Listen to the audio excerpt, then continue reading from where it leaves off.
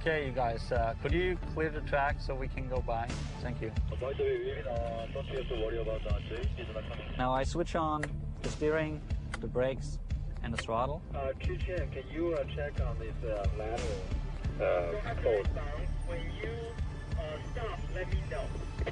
In the market to buy a new car? What options do you want? No control myself. I think I have to stop right now.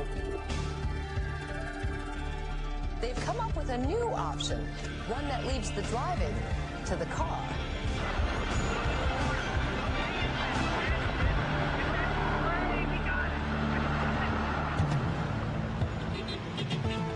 A crisis is looming on the nation's 4 million miles of streets, roads, and highways. Driven by population growth, the demand for mobility as a fundamental economic need is at odds with our ability to fund new highways and maintain a clean environment. There's three major concerns. One is the safety of the highways. It's known that over 40,000 people die on our nation's highways every year. This costs the country $160 billion just in lost lives and property damage.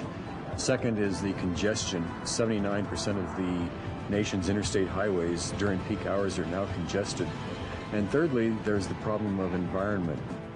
Should we continue to rely on these outdated systems to fulfill our changing needs?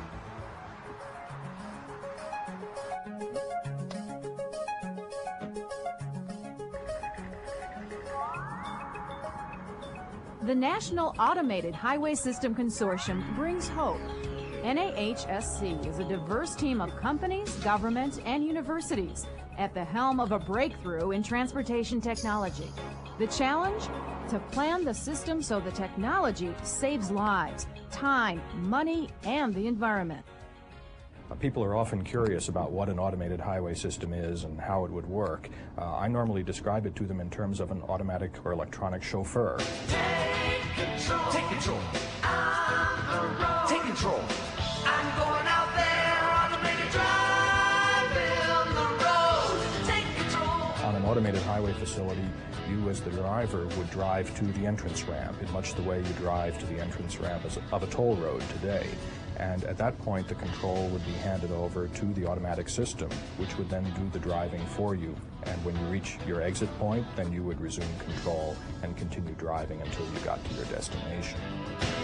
This makes it possible for you to drive without paying attention to what's going on in the roadway. It lets you make use of that travel time to do whatever you want.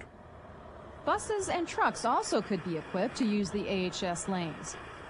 This can function, and pieces of it can function today with mixed traffic where most of the vehicles are manually controlled. It offers great opportunities, not just for our grandchildren, but for our children and for ourselves.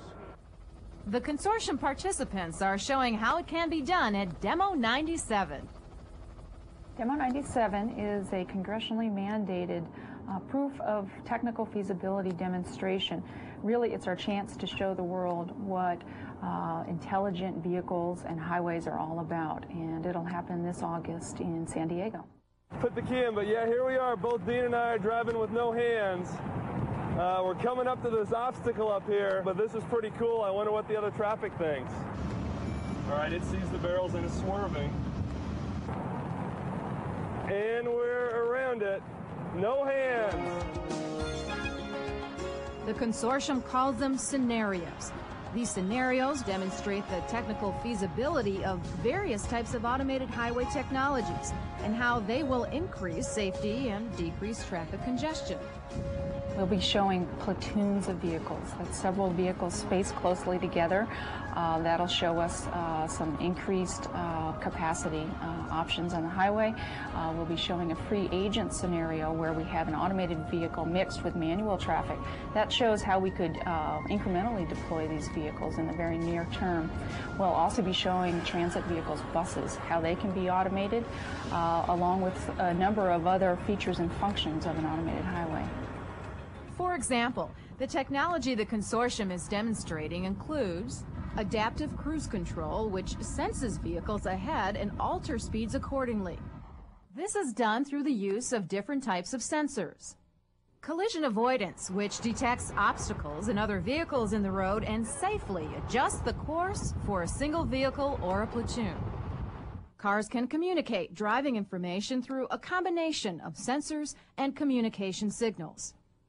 And lane-keeping technologies using video cameras or markers that are tracked by magnetic sensors in a vehicle, ensuring lanes are followed precisely. The vehicle can then calculate its exact location in relation to data it rapidly reads. Smart cruise control, like that being demonstrated by Eaton Vorad, an associate participant in the consortium, is an example of a building block technology across the variety of scenarios. Another way these technologies can function as a system can be seen in the free agent scenario. The whole idea in the free agent scenario is to put as much of the intelligence as possible right onto the vehicles. This has a bunch of consequences. First of all, we don't have to do any modifications to the infrastructure. Our sensors can pick up the markings that are already down there. Secondly, our vehicle is self-contained, so it doesn't have to talk to other vehicles, so we can run it in mixed traffic, even if there are human-controlled vehicles mixed in with the automated vehicles. The work of the consortium indicates a combination of these approaches will lead to a fully automated system, one where drivers can choose to enjoy the scenery. What Demo 97 may lead to is an AHS prototype that can overcome many transportation challenges and double or even triple the flow rate of vehicles per hour. Bill Stevens remembers clearly the moment he was asked to participate in the consortium. So I took the opportunity. It sounded exciting then, and it's proven to be everything that I thought it would be. As days turned into weeks and weeks turned into months, others like engineer Chuck Thorpe soon realized the potential of the demo. You never know how historic it's going to be until you see how well it succeeds. But now, partway through the program, it's succeeding very well, and we have big hopes that it will be historic. In fact, the start of research on an automated highway system began before either of these engineers were born. Firebird 2 to Control Tower. We are about to take off on the highway of tomorrow. Stand by. Since the dawn of the automobile age, futurists have been predicting that vehicles will eventually drive themselves.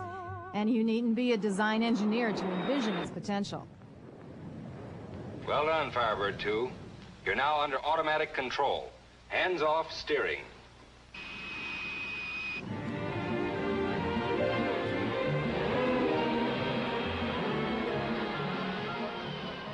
Over the years, transportation researchers have taken up the challenge, but we're only working on parts of the system. It wasn't until 1991 that a federal transportation law called for harnessing all this energy into the development of automated highway system technologies. Before the consortium, the AHS work was largely scattered throughout the scientific community. There was particular emphasis on AHS in the state of California because of the particular congestion problems that they have there. The public asked for safe roadways, safe travel, and they asked for mobility, for smooth flow. The public's tired of the congestion on the roads. So we're doing everything we can. We have a broader program in intelligent transportation systems.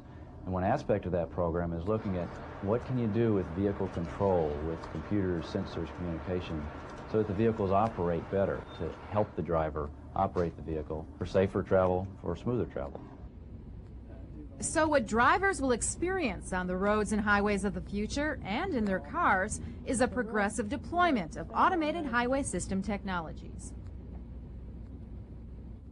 10 years down the road from now, we'll have the actuators in place, we'll have many of the sensors in place, and it will just take a little bit of additional electronics and a little bit of computer programming to make it possible to have completely automated travel. Imagine, it's been a long day and you really need to relax. You've just battled some extremely heavy stop-and-go traffic, so you decide to have a cup of coffee, flip through a catalog, or even read a book to your child while your car does the driving the rest of the way home. It may sound far-fetched, but the technology exists. I can make people relax, be stress-free. Very innovative idea. Go with it. I'll never see it happen. Oh, don't be too sure.